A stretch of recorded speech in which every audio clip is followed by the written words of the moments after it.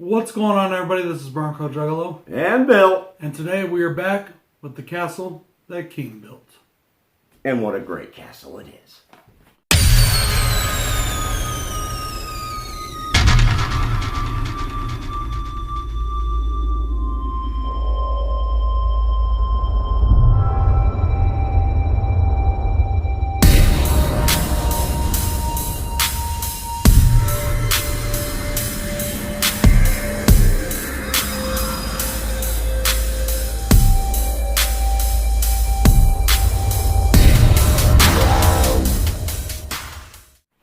Guys, today we are doing the 1998 Bryan Singer film, Apt Pupil. All right, now give us a synopsis of this film. Well, a young man named Todd, he finds out that there's a Nazi living in his town. A very famous Nazi who is, accused of all kinds of war crimes. Many. And he blackmails this Nazi into sharing all of his secrets. Todd gets caught up in a sinister plot, and we see a very toxic relationship form. Yeah. Now, guys, this movie was a box office bomb. It cost about $14 million to make, and it only brought in $9 million. Ouch. So, and, in hindsight, Bryan Singer did say that even with the cast that it has, we have Ian McKellen as Kurt Dusanders.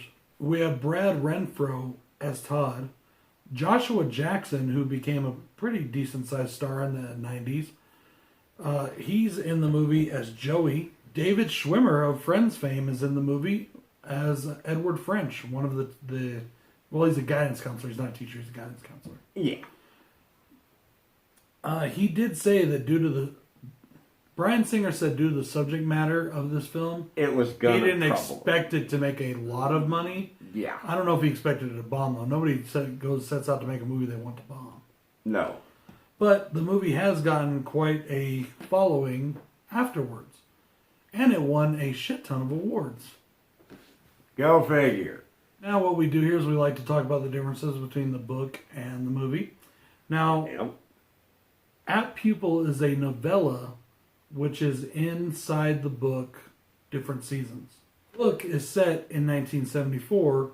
In the movie, it's based in the 1980s. We are going to get into some slight spoilers here, so as we go through our pros and cons.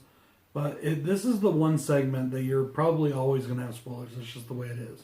Exactly. I will always tell people, but we're going to, because we're going to be comparing between the book and the movie. For those of you that have seen this movie or have read the book, you'll know exactly what I'm talking about. In this book, in the movie, there is a scene where Dusander, he starts to kill a drifter who's played by Casey Jones, by the way, which is awesome. Yeah, that was cool. And, he ends up having a heart attack while doing it, and the kid takes over and finishes the job. And then Dusander's in the hospital having his heart attack. And the authorities find out who he is because there's an old Jewish person at the hospital who recognizes him. And it's all wrapped up in a very quick little bow, which is normal for a movie. Yes. However, in the book, there is a kill, that first kill, it literally goes on for quite a while. And both Todd and Dusander start killing vagrants separately. Todd, for the fact that he's found that he loves the rush of what happens when he kills, and he gets that rush more than he does from anything else, including sex. He's lost his virginity to his girlfriend. Yep. Who in the book, now this is in the book, remind you, in the book he goes on to become a serial killer, and he starts to blame his girlfriend on not being able to satisfy him sexually because she's a Jew. So he basically turns into a Nazi. He starts turning into a Nazi serial killer. And in the book, he goes on to visit Dusander for years before the heart attack that happens while killing what is in the movie the guy played by Casey Jones' character. Yeah. By Elias Koteas. I can never pronounce his last name. Elias Koteas. That's Casey Jones. Close enough. So that's what happens in the book. Also in the book, okay, well, let's just jump back real quick. Sometimes I get a little weird on these. But jumping back to the movie, in the movie, the guidance counselor comes to his house after the graduation and confronts him. And they get into this confrontation. There's screaming, there's yelling, and he basically blackmails the guidance counselor, who, even though he blackmails him with saying he was sexually assaulted by the guy, or saying he's going to say he's sexually assaulted. Yeah. And in the movie, they do kind of give that kind of weird vibe hint from this guy, so you could kind of see it happening. If it hadn't already, or that may have been his actual intention, I don't know. But you can kind of get it from the way David Schwimmer played the character.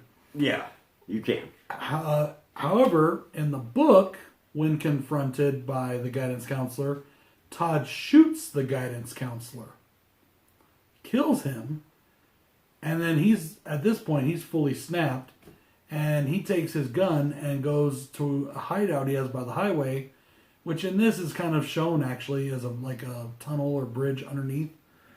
And he starts just killing people along the highway. And then the cops show up and they blow him away.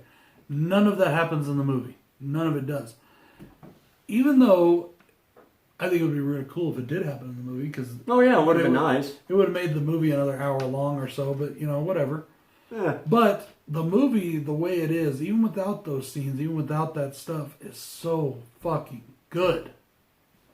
You done with the book? Super fucking good. Yeah, I'm pretty much done with the book, I believe. If that made any sense to y'all, or if it didn't make sense to y'all more to the point, let me know, because I know I jumped around a bit there. I'm sorry. I got kind of excited when talking about this one, because I really enjoyed it. And I read at Pupil, and I love the novella at Pupil. I love it. And I think I saw this, or part of this, like way back when, like when it first came out. But if it did, I don't remember it. And I fucking loved this movie. I know you did too. So let's start with that. Okay. The reason why I haven't been talking very much, because he won't shut the fuck up. Yeah.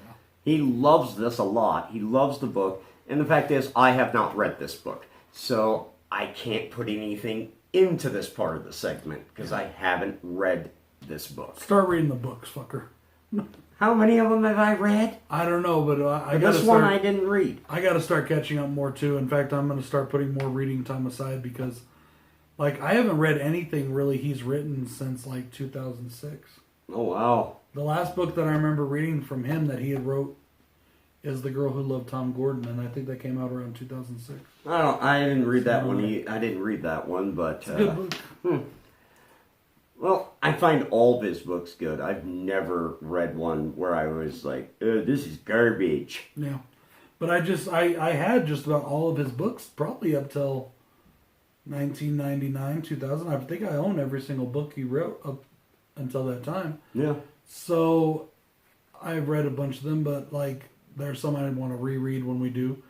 But there's also that, like I said, there's more movies coming out, more stories coming out based on newer stuff.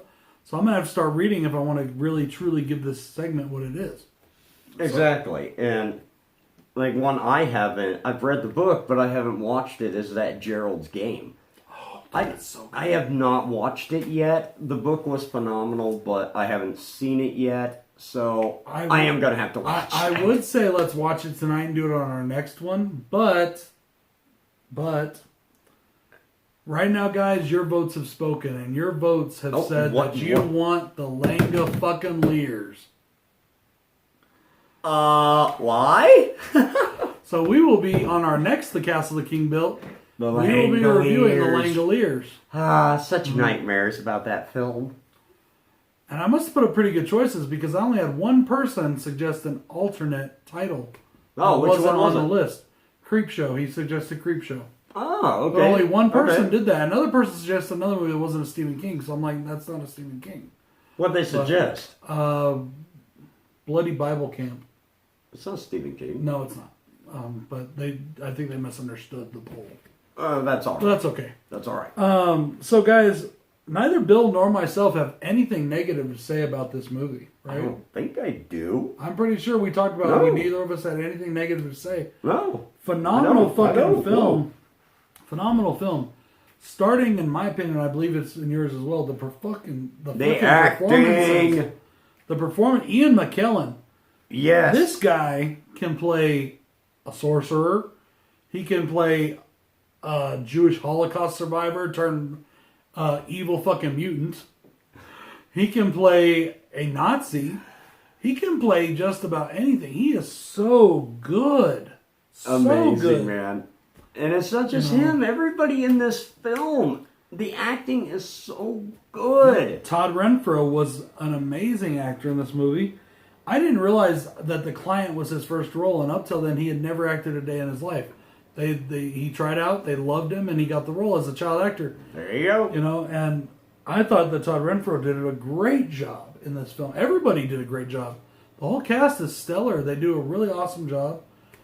And I think that there were some awards for the acting and the performances, and there should be. That's good. That's good. I didn't look up every award that this movie won, but there should be because they did a damn good job. Hell yeah. All right, going off of that, the atmosphere of this film, it is amazing. It's really creepy, and just the transition, because he doesn't want to talk to this kid.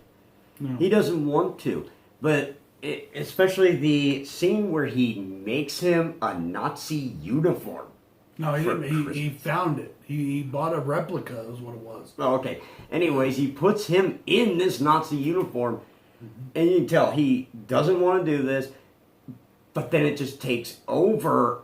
And he gets into it, and he starts Z-heiling and all that shit. And, yeah, it's fucking creepy as shit. And you didn't pick up on it. I picked up on a little bit, but you didn't pick up on it. And then I read more about how people say that there's a lot of homoeroticism and homophobia hints in there. And that scene is one of the big reasons why. It's a domination scene is why. It's and it's two men, so it's a domination scene. Okay, so that's why it's homophobic, because I can see the domination thing, but neither one of them are gay, so why? But the way they are together, and there's a lot of touching and a lot of physical contact with them, and a lot of very closes. There's a whole dissertation written on how this is a homoerotic film, and I don't know if Stephen King based it that way, and yeah. I picked up on it just a little bit in that scene, but I really didn't think it was that overbearing. So I don't know if people are reading too much into it or not. But also, there's the whole thing with Nazis and homosexuals. You know, Nazis don't like homosexuals. They didn't like anybody pretty much. Well, they showed that chart of the persecution of the people, and homosexuals, small slice, black people or Africans, Italian. This, that, whatever. It was pretty Gypsies, much anybody. And then Jews was like this huge, thing. Chunk. Yeah, it's anybody that wasn't German, basically. Exactly. So, guys, moving on though, next pro, I'm gonna stick kind of with the cast. I love that Elias Koteas shows up. I fucking love that. Anything I see him in, it's just cool. When he showed up for an episode of Sopranos, I was like, Casey Jones! It's Casey Jones! Every time, he's Casey Jones. Where's the bag full of sports equipment to fuck people up with? He's Casey Jones to me. He's always going to be Casey Jones to me. Oh, yeah. And I fucking love it. And he's so good as Casey Jones. So, but I just, I love that. I love that he had a cameo or a part in this movie. And he does a really good job playing a drunk drifter. He really does. All right, my next pro for this film is how, you have this kid blackmailing this ex-Nazi into, let's just call him what he is. He is a Nazi. Yeah. Into giving him the story, but then he flips it on him and starts blackmailing him. Mm-hmm. I love this part of this film. Like, oh my God, you thought that you were playing him. Oh, now he flips it and he's playing your ass. What really killed me, though, is that the Nazi guy flips it around and blackmails him to be better in school. Yeah. I was like, that's so weird. It's not to not, turn him over to the cops. It's to be better in school. I don't understand. No. I don't know if he comes to care for this kid or what. But No, I do get this part. Because it's the whole Aryan race thing. The whole master race. What's the point of having good genetics if you're not also educated? He wants him to educate himself. He wants him to be educated. Because that's the whole master race thing. I never got that he cared that much about the kid. He doesn't care about the kid. No. He cares about that part of Nazism. Well, according to him, he's totally put that behind him. But obviously, Bullshit. We saw that he didn't. Bullshit. Guys, my next pro is the kitty lasagna. Oh, love that. This is a pro of mine, too. I'm not a big cat fan, but no, I would never, ever hurt a cat. I would never throw one into an oven or attempt to. But he tries to throw this cat into an oven to kill it because he wants to kill something. That's why he killed the drifter. Because he wanted to kill something again. In the oven is, yeah. He probably killed many people in ovens. It was so funny, just the way the cat, like as soon as he turned that thing on, it singed the air and the cat just attacked him. It was... I just found, I don't know why, but I found that moment to be comedic, and it's probably not, but maybe that says something about me. And he had it coming. Well, maybe that says something about me. Maybe I'm fucked up. No, he had it coming. That cat fucking him up after how many people he probably sent to ovens, and that cat fucking him up like that. I'm not talking about that. I'm talking about the fact that he was trying to cook a cat. I thought was funny. He tried to cook the cat because he cooked many other people. I know, but I found it funny, and that probably says something bad about me. So it does.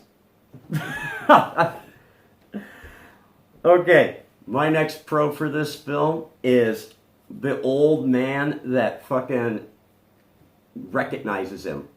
This old patient. And this guy is trying with all his might to go as fast as he can in that hospital. It's like, go old man, go! He's so old and fragile, but he is moving like with a purpose. He is trying to get to somebody that will listen to him as quickly as possible. I just reviewed a movie not too long ago for Wild Eye Wednesday that I talked about being a case study of today's youth.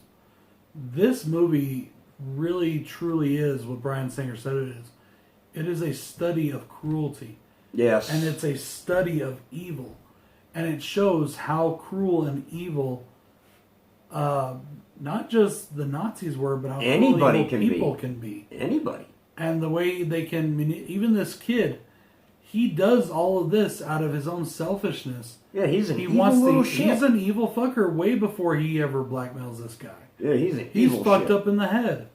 He gets obsessed with the Holocaust. I love history. And World War II is one of my favorite parts. I love talking about the Allies and the Nazis and all that stuff. I love history. Yes. But this guy is obsessed with Nazism to becoming a Nazi, and that's fucking weird. It is. It's sick. This guy, this kid's fucked in the head. Everybody in this movie, there's something wrong with every single person in this film. You can tell, like I said, David Schwimmer's character, they do very much hint, and that was another reason about the whole homoerotic thing. They very much hint that he is kind of into this kid in a, they do a little touching and things. My guidance counselor shouldn't be touching me like that, you know what I'm saying? Nobody should be touching you that way without permission. He's obviously got an ulterior motive, whether he likes to think so or not. When he goes to rat on the kid, he's got an ulterior motive, whether he admits it or not. The parents, the mom's not bad. The dad's kind of a douche at his whole dinner party thing. And I mean, they really don't seem that interested in the things their son does. But then the dad is very caring when the guy has the heart attack and he's concerned about his son. So, but everybody in this film has some issues of some sort, and the two characters, when they are just going at each other, I mean, and Todd especially, like when he kills that fucking bird in the gym with the basketball. With the one with the busted wing. It's like he just wanted to kill shit. It's like... Yeah, it's all about the whole Nazi thing again. Kill the not superior, and it's injured, and he just... Yeah, but even then, I think it was even more like it says in the book. He just liked the sensation of killing. Like I said, I haven't read it. And so, I would have loved to see more kills from him from the book come into the movie. But the way this movie is now, it's still masterfully done. It's still a great movie. Film. And Bryan Singer does a great job. I really think that he is a very good director. I've always liked him. There was some controversy behind the scenes with this film. I'm not going to get into all the controversy, but I do want to say this. I don't believe the controversy. Because here's the thing. The people that accuse Bryan Singer of something, they accused him and said what they said in a time where there would have been multiple other crew members around. So it doesn't fly for me. Their story doesn't add up, if you ask me.